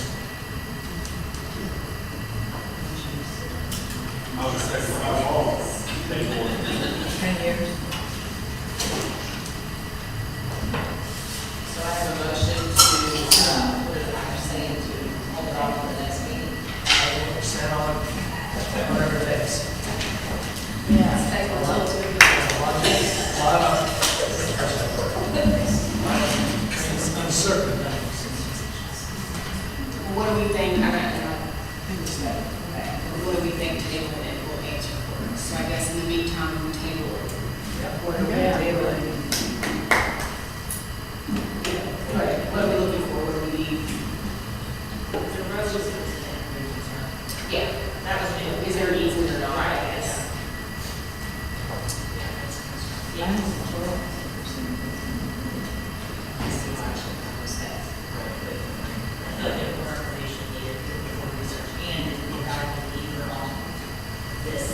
Black. It should be minutes. Right, so you've got to be some more information. It goes back to if it was landlocked, I can see it. But now he owns both pieces of property. He's building a road all the way through, so no longer landlocked. There's no need to use that area anymore. I'm not sure that's Henry, this is more, yeah, I was gonna say, Henry, this is more your lane. Even if it was landlocked, it's not anymore. If there were a perpetual easement, just because it's no longer landlocked, doesn't mean the easement just disappears, right? That's correct, and I also don't know that the easement is essential to the application before us tonight. Right. You know, you could, if you wanted to approve it, you could do so, say, find another route for your ingress for construction on vehicles. I understand, and there also is an excess out through Lakewood.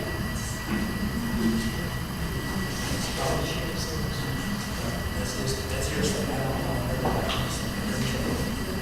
But I think you said it's set on it. Take it to the next one. What we're going to solve. If there's an easement, I'd like to see it, because I'm invitation. I'd imagine if there's an easement, the folks that bought the property would have been aware of that when they purchased it. You know, so, our code is just that way. You write Washington Street, one document. The property we're talking about is to the west, and you can see the part of that map that's not in color, that's a right of way. And Ms. Weber's property and other neighbors, you can see it right there on the western edge. There's 3 lots, things we point to right there. There's 3 lots zoned RR, but then there's a home in the residual and another tract. And the farm that's existing on that property right now, that is its access today. And what I think you heard Ms. Weber say is that the prior farmer used that road, but she's indicated that maybe Mr. Shaw doesn't have the same rights to use that road. But that is the access to that farm. It's not an easement. There is a plat that created those lots. And it's confusing because they use the word right-of-way / easement on the plat. It is a private road, and it is a right-of-way. It's very narrow, like you heard, and it's referenced. You can clearly see the 3 lots. There's actually 5 lots in there. 2 residuals, 3 residential. There's 5 lots. There is a plat that shows that lot, that road, a private road. It says private right-of-way / easement that goes and serves 2705, and it's on the plat. So I don't think it's a recorded easement like in a deed. It's a plat number that says that property has access to that road. How that partnership works on this maintenance, the bridge, and there's been some discussion. There was mechanisms over time that the property owners did to improve some stuff, but clearly that property, there's a plat that shows this tract and those 5 tracts of road. The dead ends to the gate. But does it tie to the deed? It's on the plat. It's on the plat? The plat is what created all the lots to the west. Because it's on the plat. And that can be sufficient. Yeah. And but Mr. Smith's point is really not party to this zone change because the residential development is going to be what east of that A2 logo that the pond is, and it will have its own road. But the existing farm, it's on the other side of the pond. Historically, they use that road, and in the future, I think the intention is it will continue. And that's a legal issue between property owners, I guess, at this point. It's not really party to the zone change because nothing in the development plan is showing that any of the future development would be going out to the west. There is a farm though that's still there that needs access. Now, of course, the access could be created through this new road, I guess. But we really have two different issues here. And I agree, but if it's in the application of where he's saying he's going to use an access for X, Y, and Z, then I mean, I think it's still put in the application, so, yeah, that's the limit, right? I hear what you're saying. I can bring that back to y'all, or email that, if that's something you all want to see. You can do that plat prior. I think it was a year or so ago when this came up. Plat was mentioned about how that needs to be functioned. So I do have a motion and a second to table this. Any other discussion? Yes, I think we should pin down whatever other information that we want now. Also, if Mr. Moore is able to commit to waiving the time limit for making a recommendation on this. Sure. Thank you. I think access to the 1995 plan would be something that might be relevant to our decision if we can say that. Minutes exist, yeah, the minutes exist. Just don't have that. And that, when you said it's easement and right away, that's what I know. It's a plat. The term should be used interchangeable with the plat.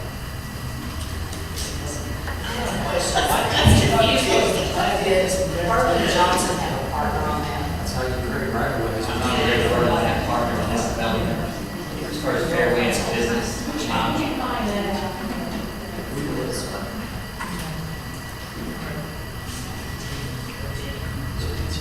My thought is this, the justification for approving this plan is based on complement conformity, and I think it leans on some of the agricultural growth goals and objectives. I didn't know if there were any parts of this concept plan that's on page 19 that would be essential to your approval, such that you want to make a condition of approval. I mean, the description of the equestrian village is appealing. Probably possibly, I didn't know if you wanted to regulate those in condition and ask the applicants if you spoke to doing that.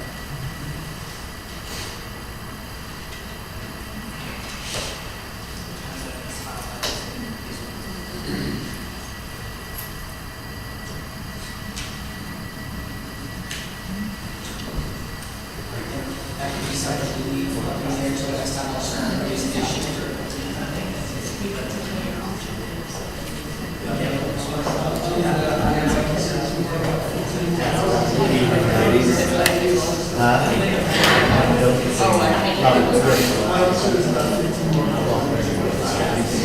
And then I apologize if I missed it, but is it open to the public at any point, or is it just if you live in the area and who can access those? Just the members in those 10 miles? Just the residents and access as well. Mr. Shopstate is willing to add that as a condition of the zone. But he's also willing to add a requirement that anyone construction traffic on the property. But it's not open to the public, right? It's just for the residents? The facility.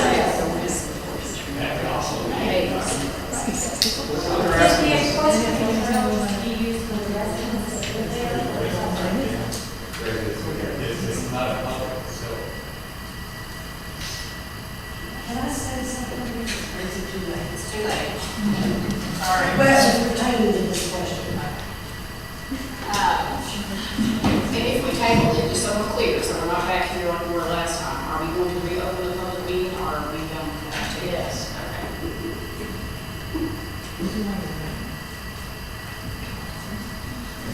So I have a motion and a second. Any other discussion? All in favor of tabling this till next meeting, signify by saying aye. Aye. Opposed, nay.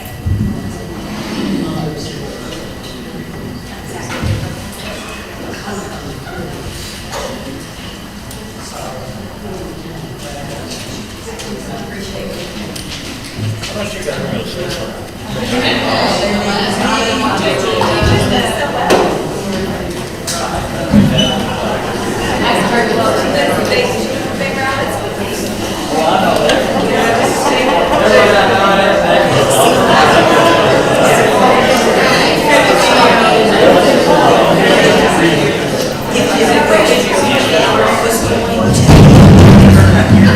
I get you guys to let us continue our meeting, please?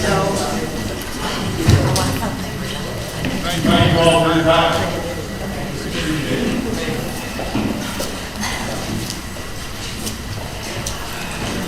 Okay, the third item has been removed, so now we have one item that's a table item from our prior meeting, and that's concerning the text amendment related to Articles 2 and 7 of the honestly, there's been so much going on here. I can't do that. I think it reviewed.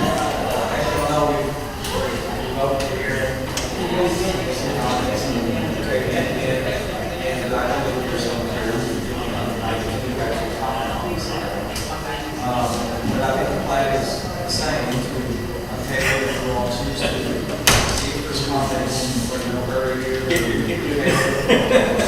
You're already take action, speak heard, not I don't believe this is something we need to rush on because it's very important. It's something that the entire county is concerned about, and I think we need to get it right this time.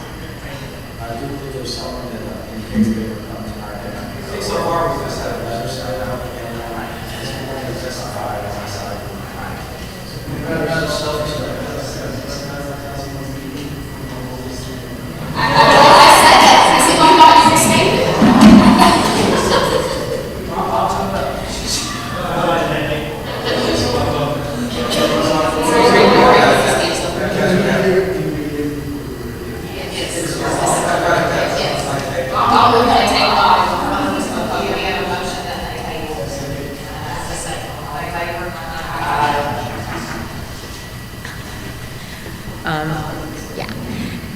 My name's Lorraine Garkovich, or Lori Garkovich, and I live on McCown's Ferry Road.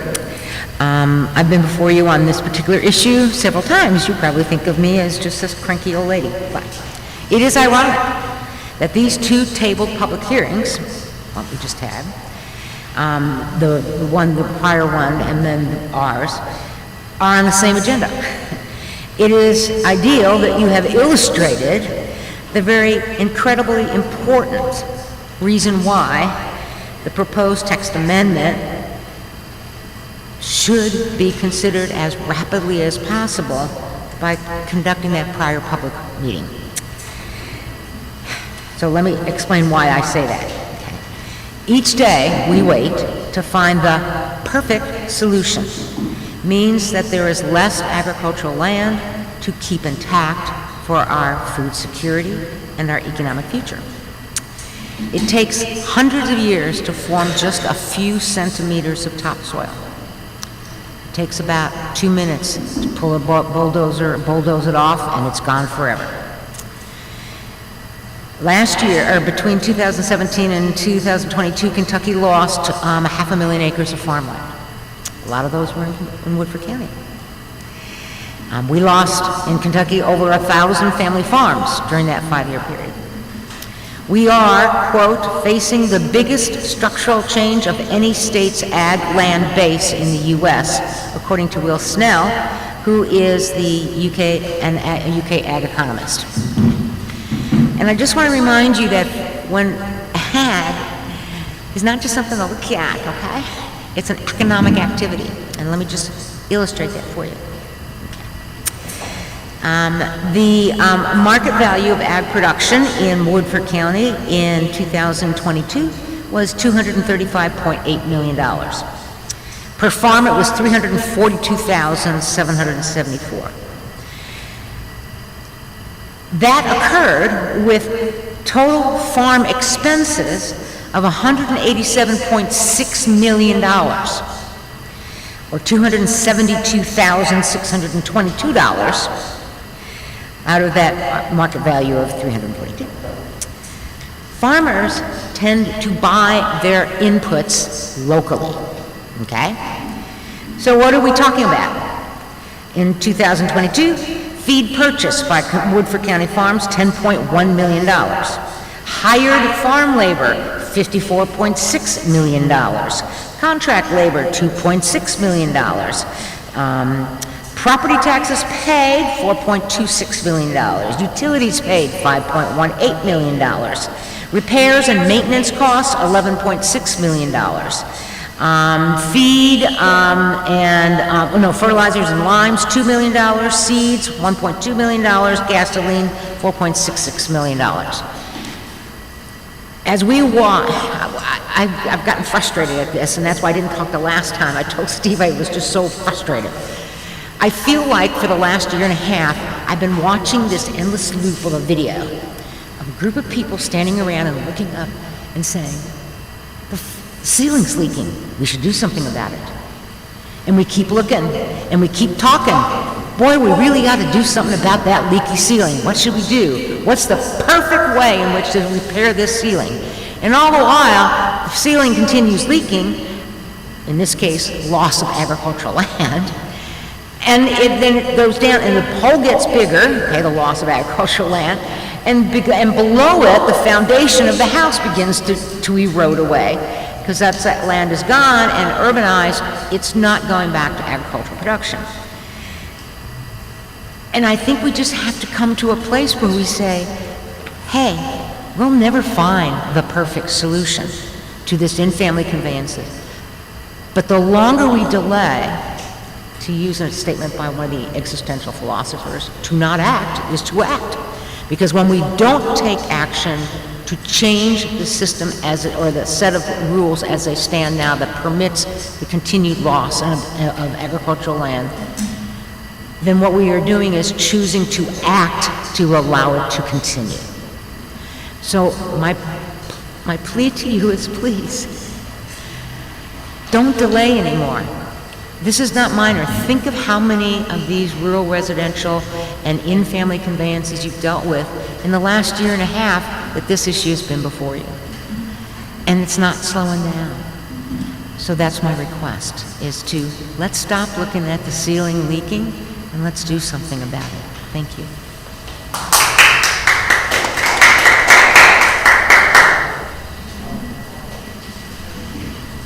Just for the record, and I know we have one of our stand magistrates here tonight, but when we have sent this to we sent proposals to the fiscal court, right, with the state act. Yeah, so we sent a proposal in December, and we're just starting on that. The court, the text amendment sent it back to the advisory committee. Well, there was a directive from the fiscal court exactly what they would like to fix the advisory committee. Didn't spend a ton of time on that, because we had a directive from the board. So we're sort of ran through the act, and we brought it here to a public hearing, and now we're into month 3 on just soliciting comments. We want to produce a good record. If, for example, if this does pass, let's just say the way it's structured, and we send it back to the court, we then have a record to show that we didn't rush it. We took all the comments, everyone will come speak, and then we send it back and say, here's what you asked for, and here's our record of everyone testifying. Is it a perfect solution? I don't know. Only the fiscal court can tell us that when we send something back to them if they ratify.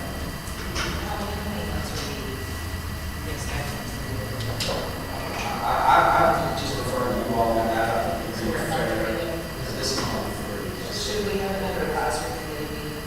I mean, you guys can pull it from here and reconvene it back to the advisory committee. They reviewed it.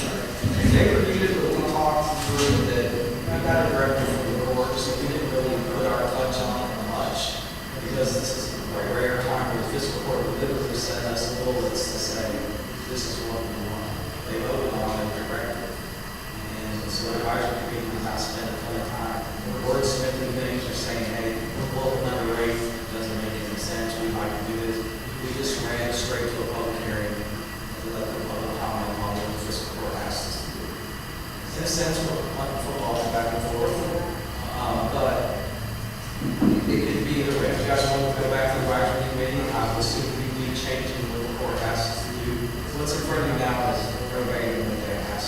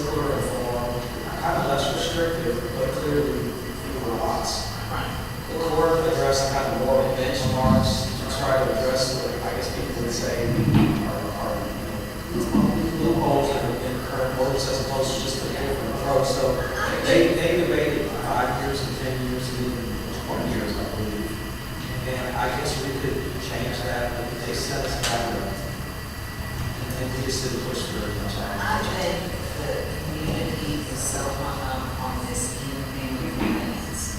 And what we originally tried to do is take that out, is just make it straight across the board. But I think the community is so hung up on in-family, they couldn't understand that we were trying to allow some development, but we weren't just calling it in-family.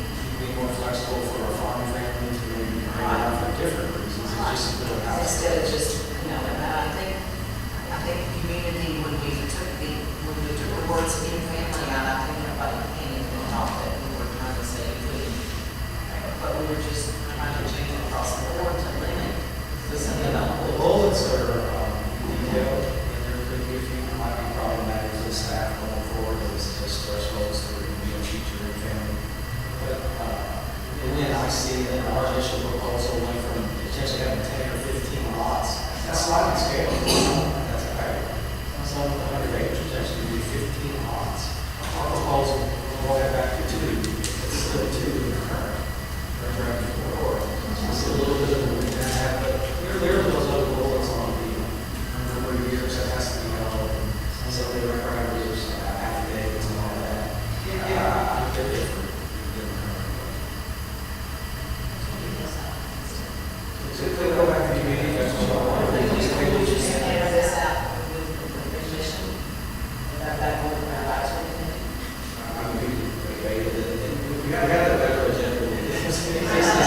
That's just making us so focused, we were already, all we want to participate.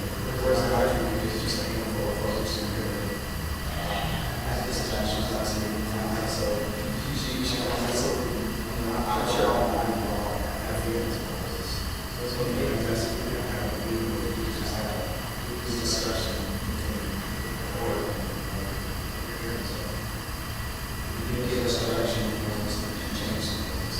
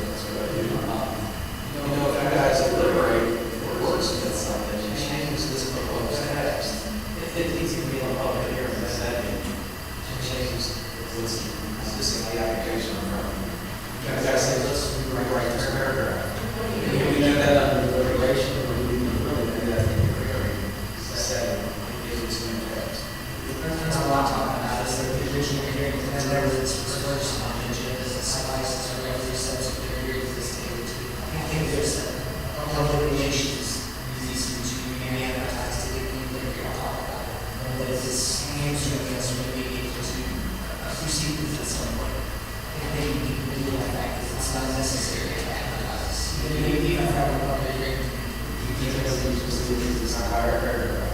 We leave that to the deliberation staff, but it doesn't have to be contested. And we can text. I think that, I feel we need to show up and be deliberate. That's not necessary.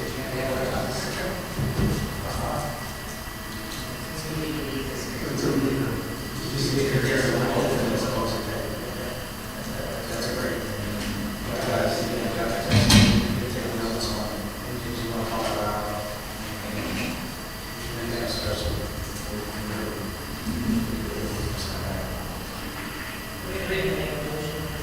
I'd like to see what the, since you're gonna have staff issues coming in the next few weeks, why don't we see what the officer did with those lines? Next Thursday's our deadline, we have technical review following the meeting.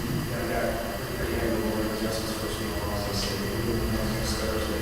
Put our officers on the And I'm really, early if necessary.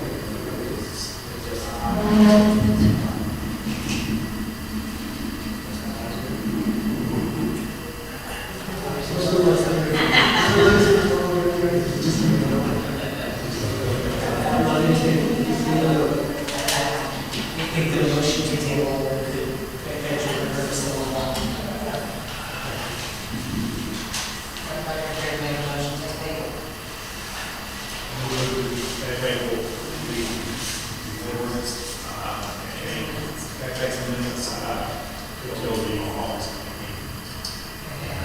Motion by second.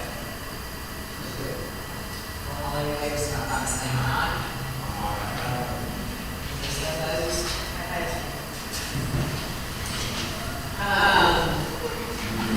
Moving on to other business and engineering services contract. Just so I have a way to, that's all this crazy. We're already looking at that, so let's do it. You guys have already seen this with just the personal this is all though, very obviously, the city side on July 1, and right now, we're actually using the city for engineering services. This is the formal agreement that does that with the city has to, last meeting, in fact, I have a sign over here, in front of me, the mayor sign. This is just a plan we should ratify on our side of the agreement. We are now contracting with the city for the same engineering services, with the same person, it's not working for the city. And then you guys pass that out, where the chair needs to sign, you sign that to the mayor's office. Second. All in favor? Aye. And then you have the building waiting list, the finance budget report, and this construction sureties report, and then announcements.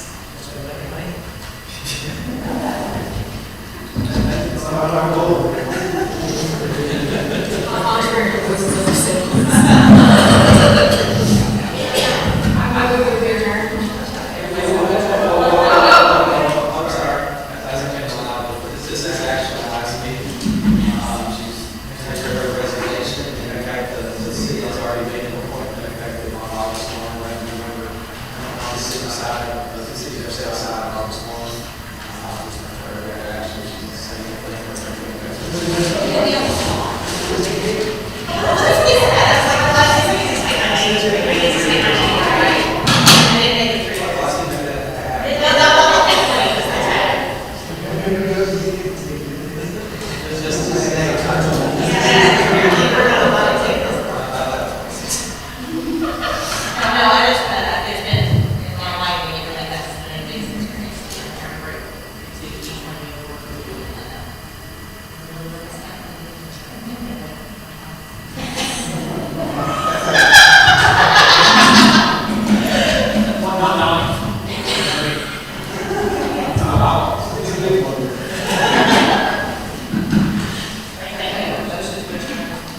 We adjourn.